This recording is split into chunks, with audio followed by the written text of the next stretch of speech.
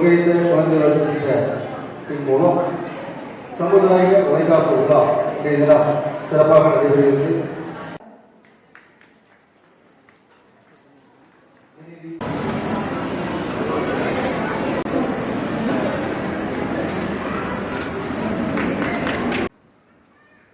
நீதி நிகழ்ச்சியில் திருப்பூர் மாநகராட்சி 4ஆம் மண்டல தலைவர் அவர்கள் முன்னிலை ஆற்றி தெரிவித்துள்ளார். மகளிர் உரிமை பணி மூலம் ஒருங்கிணைந்த அதிகாரத்துக்குரிய நியாயவழிகளை திறந்துள்ளார்.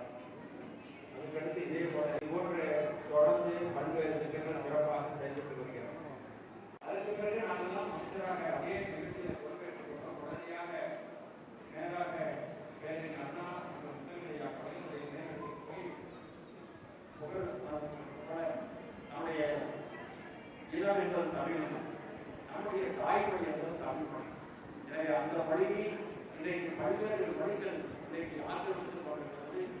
இன்றைக்கு பொருளாதார